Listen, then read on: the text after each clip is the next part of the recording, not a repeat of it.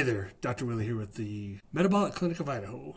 I want to cover a very important topic because it's so misunderstood out there, even by other doctors. I just had a patient a week ago ask her OB-GYN for micronized progesterone, and he gave her a Progestin and told her it's the same thing. Well, they're not the same thing. So let's just do a quick review of the differences. Progesterone is primarily produced in the ovaries in women, the corpus luteum after ovulation. Other sources of progesterone include the adrenal cortex, the placenta during pregnancy is a major source, and it helps maintain pregnancy. That's why progesterone or progestation, that's where that word comes from. Progesterone is responsible for the menstrual cycle, pregnancy once again.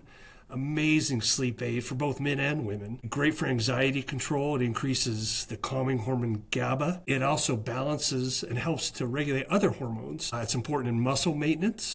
That's not a known fact, actually. Cognition and many other effects. That's progesterone. Progestins are synthetic, and they vary widely based on their chemical structure. There's progesterone-derived progestin.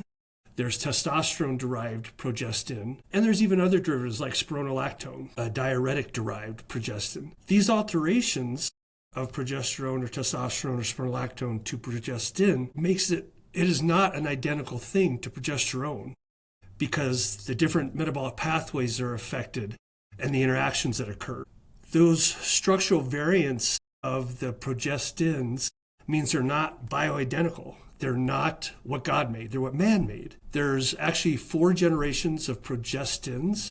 The first generation has a lot of androgenic properties, such as causing hair loss or hair growth. Acne can be related to it.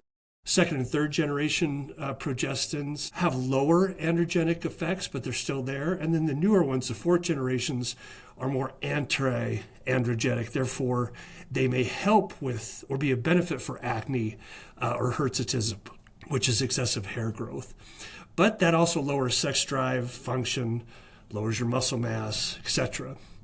These progestins alter structure, results in just various potencies, half-lives, side effect profiles. They're very different. They're not bioavailable. And these progestins can disrupt natural hormone balance more than bioidentical or God-made progesterone.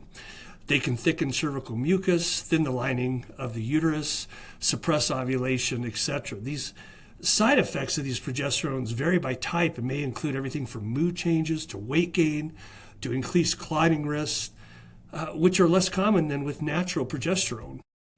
Natural progesterones bind to progesterone receptors to regulate the menstrual cycle, to prepare the endometrium for implantation, maintain pregnancy, as we discussed a minute ago, by preventing contractions is another mechanism of action.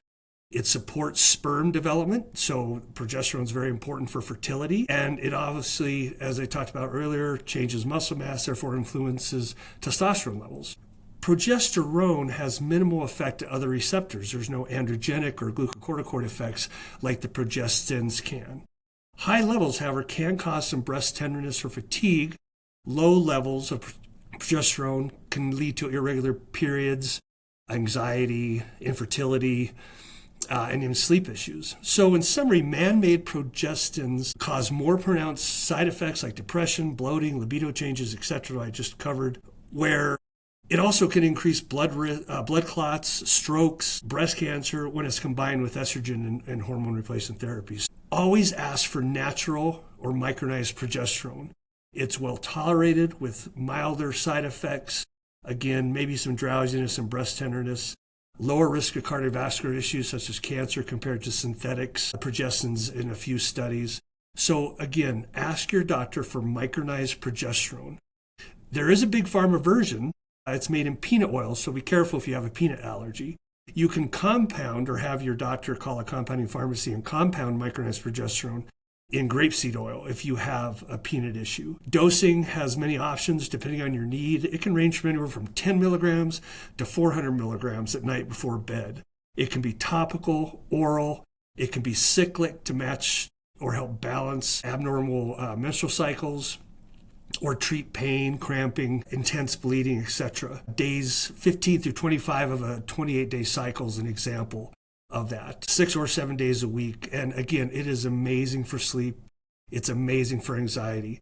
Always, always, always ask your doctor for natural, bioidentical, micronized progesterone, either big pharma version or compounded.